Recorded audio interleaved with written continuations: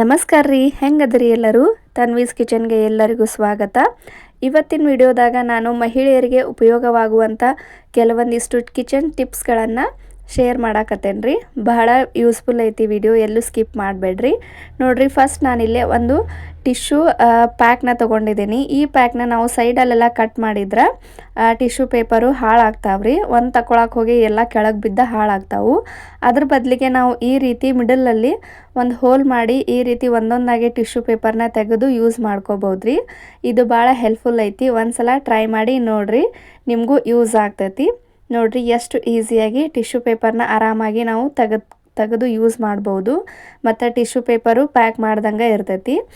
ಈಗ ಸೆಕೆಂಡ್ ಟಿಪ್ಸ್ನ ಹೇಳ್ಕೊಡಾಕತ್ತೇನೆ ರೀ. ಇದಂತೂ ಲೇಡೀಸ್ಗೆ ಭಾಳ ಯೂಸ್ಫುಲ್ ಐತಿ. ಸಾಮಾನ್ಯವಾಗಿ ನಾವು ಉಳ್ಳಾಗಡ್ಡಿನ ಕಟ್ ಮಾಡಬೇಕಾದ್ರೆ ಹತ್ಕೊಂತನ ಕಟ್ ಮಾಡ್ತೇವ್ರಿ. ಯಾಕಂದ್ರೆ ಉಳ್ಳಾಗಡ್ಡಿ ಅಷ್ಟು ಘಾಟ್ ಇರ್ತಾವೆ. ನಾವು ಉಳ್ಳಾಗಡ್ಡಿ ಕಟ್ ಮಾಡಬೇಕಾದ್ರೆ ಈ ರೀತಿ ಒಂದು ಟಿಶ್ಯೂ ಪೇಪರ್ನ ತೊಗೊಂಡು ನೀರೊಳಗೆ ಅದ್ದಿ ಈ ರೀತಿ ನಾವು ಉಳ್ಳಾಗಡ್ಡಿ ಕಟ್ ಮಾಡೋ ಜಾಗದಾಗ ಅಲ್ಲೇ ಸೈಡ್ ಇಟ್ಕೊಂಡು ಕಟ್ ಮಾಡಿದ್ರೆ ನೀವು ಬೇಕಾದಷ್ಟು ಉಳ್ಳಾಗಡ್ಡಿನ ಈಸಿಯಾಗಿ ಆರಾಮಾಗಿ ಕಟ್ ಮಾಡ್ಬೋದ್ರಿ.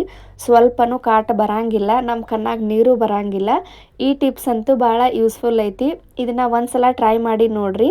ಆರಾಮಾಗಿ ನಾವು ನಮ್ಗೆ ಎಷ್ಟು ಬೇಕೋ ಅಷ್ಟು ಈರುಳ್ಳಿನ ಕಟ್ ಮಾಡಿ ಇಟ್ಕೋಬೋದ್ರಿ. ಇವಾಗ ದೊಡ್ಡ ದೊಡ್ಡ ಫಂಕ್ಷನ್ ಎಲ್ಲ ಇರ್ತಾವೆ.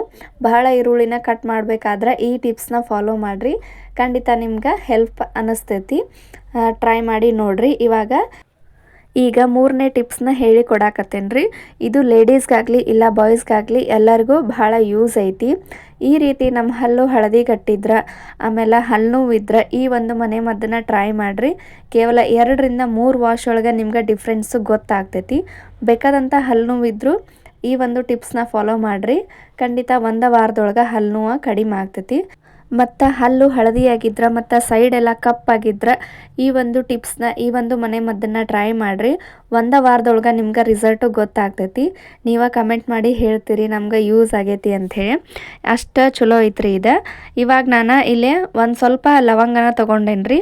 ಲವಂಗನ ತೊಗೊಂಡು ಅದಕ್ಕೆ ಅಡುಗೆ ಉಪ್ಪು, ಸಣ್ಣ ಉಪ್ಪೇನು ಇರ್ತೈತಲ್ಲ, ಕಲ್ಲುಪ್ಪು ಹಾಕಬೇಡ್ರಿ. ಸಣ್ಣ ಉಪ್ಪನ್ನ ಹಾಕಿ ಈ ರೀತಿ ಪೌಡ್ರ್ ಮಾಡಿ ಇಟ್ಕೋಬೇಕ್ರಿ. ನೋಡಿರಿ, ಇಷ್ಟು ನೈಸಾಗಿ ಆಗಬೇಕದು. ಲವಂಗ ಜೊತೆ ಉಪ್ಪು ಹಾಕಿ ಮಿಕ್ಸಿಗೆ ಹಾಕಿ ರುಬ್ಕೊಂಡ್ರೆ ಪೂರ್ತಿ ನೈಸಾಗಿ ಪೌಡ್ರ್ ಆಗ್ತೈತ್ರಿ. ನೋಡಿರಿ, ಹಿಂಗೆ ಪೌಡ್ರ್ ಆಗಬೇಕು. ಹಲ್ಲು ಭಾಳ ಹಳದಿ ಇಲ್ಲ, ಸ್ವಲ್ಪ ಅದಾವು ಅಂತಂದ್ರೆ ನೀವು ಜಸ್ಟ್ ಈ ಪೌಡ್ರನ್ನ ಯೂಸ್ ಮಾಡಿರಿ.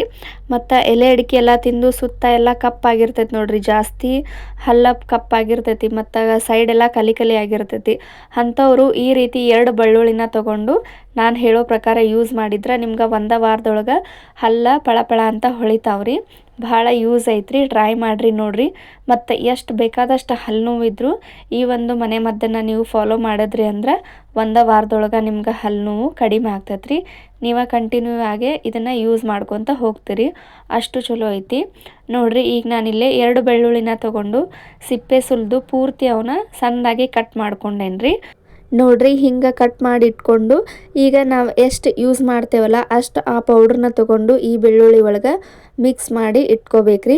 ಮಿಕ್ಸ್ ಮಾಡ್ಕೊಂಡು ನಾವು ಡೈಲಿ ಬ್ರಷ್ ಮಾಡುವಾಗ ಈ ರೀತಿ ಬ್ರಷ್ಗೆ ನಾವು ಯಾವ ಟೂತ್ಪೇಸ್ಟ್ ಹಾಕಿ ಬ್ರಷ್ ಮಾಡ್ತೀವಲ್ಲ ಆ ಟೂತ್ಪೇಸ್ಟ್ನ ಹಾಕಿ ಮೇಲೆ ಇದನ್ನು ಈ ಮಿಶ್ರಣವನ್ನು ಹಾಕಿ ಬ್ರಷ್ ಮಾಡಿದ್ರೆ ನಿಮ್ಮ ಹಲ್ಲು 1 ವಾರದೊಳಗೆ ಪಳಪಳ ಅಂತ ಹೊಳಿತಾವ್ರಿ. ಮತ್ತು ಹಲ್ಲು ನೋವಿಗೂ ಈ ಮನೆ ಮದ್ದು ಭಾಳ ಯೂಸ್ ಐತ್ರಿ. ಮತ್ತು ಬಾಯಿಯಿಂದ ವಾಸನೆ ಬರ್ತೈತಿ ಅನ್ನೋರು ಬೆಳ್ಳುಳ್ಳಿನ ಯೂಸ್ ಮಾಡಬೇಡ್ರಿ. ಹಂಗೆ ಈ ಪೌಡ್ರನ್ನಷ್ಟೇ ಯೂಸ್ ಮಾಡಿರಿ. ಈ ಒಂದು ಟ್ರಿಕ್ನ ಫಾಲೋ ಮಾಡಿರಿ. ನಿಮ್ಮ ಹಲ್ಲು 1 ವಾರದೊಳಗೆ ಬೆಳಗ್ಗೆ ಆಗ್ತಾವು. ಈಗ ಮುಂದಿನ ಟಿಪ್ಸ್ನ ಹೇಳಿ ಕೊಡಾಕತ್ತೇನೆ ರೀ. ಈ ರೀತಿ ಒಂದು ಮೀಡಿಯಮ್ ಸೈಜ್ ಉಳ್ಳಾಗಡ್ಡಿನ ತೊಗೊಂಡು ಸಿಪ್ಪೆ ಸುಲಿದ ನಾನಿಲ್ಲೇ ಇಟ್ಕೊಂಡೇನಿ ರೀ. ಸಿಪ್ಪೆ ಸುಲಿದು ಒಂದು 10-15 ಲವಂಗನ ತೊಗೊಂಡು ಲವಂಗನ ಈ ರೀತಿ ಉಳ್ಳಾಗಡ್ಡಿಗೆ ಒಂದೊಂದಾಗಿ ನೋಡಿರಿ ಹಿಂಗೆ ಚುಚ್ಚಿ ಇಟ್ಕೋಬೇಕ್ರಿ. ಈ ಒಂದು ಟಿಪ್ಸ್ನ ಫಾಲೋ ಮಾಡಿದ್ರಂದ್ರೆ ನೀವು ಸಾವಿರಾರು ರೂಪಾಯಿನ ಆರಾಮಾಗಿ ಉಳಿಸ್ಬೋದು. ಈ ಮನೆ ಮದ್ದನ್ನು ನೀವು ಕಂಟಿನ್ಯೂಸ್ ಆಗಿ ಯೂಸ್ ಮಾಡ್ಕೊತ ಹೋದ್ರೆ ನೀವು ಆರಾಮಾಗಿ ದುಡ್ಡನ್ನ ಉಳಿತಾಯ ಮಾಡ್ಬೋದ್ರಿ. ಅದು ಹೆಂಗೆ ಅಂತ ನಾನು ಮುಂದೆ ಹೇಳ್ತೀನಿ. ವಿಡಿಯೋನ ಪೂರ್ತಿಯಾಗಿ ನೋಡಿರಿ. ಇವಾಗ ಲವಂಗನ ನಾನು ಈರುಳ್ಳಿಗೆ ಈ ರೀತಿ ಚುಚ್ತಾ ಇದ್ದೀನಿ. ಸ್ವಲ್ಪನೂ ಜಾಗ ಬಿಡ್ದ ಈ ರೀತಿ ಪೂರ ಫಿಲ್ ಮಾಡಿರಿ ಈರುಳ್ಳಿನ. ಲವಂಗನ ಈ ರೀತಿ ಯೂಸ್ ಮಾಡೋದ್ರಿಂದ ನಮ್ಮ ಹೆಲ್ತ್ಗಾಗಲಿ ಇಲ್ಲ ನಮ್ಮ ಹೇರ್ಗಾಗಲಿ ಭಾಳ ಯೂಸ್ ಐತ್ರಿ. ನೋಡಿರಿ, ಇವಾಗ ಈರುಳ್ಳಿಗೆ ನಾನು ಲವಂಗನ ಚುಚ್ಚಿ ಇಟ್ಕೊಂಡಿದ್ದಾಯಿತು. ಈಗ ಸ್ಟವ್ನ ಹಚ್ಚಿ ಒಂದು ಪಾತ್ರೆ ಅಥವಾ ಒಂದು ಪ್ಯಾನ್ನ ಬಿಸಿ ಮಾಡೋಕೆ ಇಡ್ರಿ. ಬಿಸಿ ಆಗಿಂದ ಇದಕ್ಕೆ ನಾನಿಲ್ಲಿ ಕೊಬ್ಬರಿ ಎಣ್ಣೆನ ಹಾಕಾಕತ್ತೇನೆ ರೀ. ಒಂದು ಅರ್ಧ ಗ್ಲಾಸ್ನಷ್ಟು ಕೊಬ್ಬರಿ ಎಣ್ಣೆ ಪೂರ್ತಿಯಾಗಿ ಕಾದಿಂದ ಇವಾಗ ನಾವು ರೆಡಿ ಮಾಡಿ ಇಟ್ಕೊಂಡ ಅಂಥ ಈರುಳ್ಳಿ ಮತ್ತು ಲವಂಗನ ಇದಕ್ಕೆ ಹಾಕಿ ಫ್ರೈ ಮಾಡ್ಬೇಕ್ರಿ. ನೋಡ್ರಿ ಈ ರೀತಿ ಮಾಡೋದ್ರಿಂದ ಉಳ್ಳಾಗಡ್ಡಿ ಏನೈತಲ್ಲ ಜಾಸ್ತಿ ಎಣ್ಣೆನ ಹೀರ್ಕೊಳ್ಳೋದಿಲ್ರಿ. ಮತ್ತು ಉಳ್ಳಾಗಡ್ಡಿ ಸತ್ವ ಏನೈತಲ್ಲ ಪೂರ ಕೊಬ್ಬರಿ ಎಣ್ಣೆಯೊಳಗೆ ಮಿಕ್ಸ್ ಆಗ್ತೈತಿ. ಇವಾಗ ಅದಕ್ಕೆ ಒಂದು ಸ್ವಲ್ಪ ಫ್ರೆಶ್ ಕರಿಬೇವನ್ನ ಹಾಕಿ ಫ್ರೈ ಮಾಡಾಕತ್ತೇನೆ ರೀ.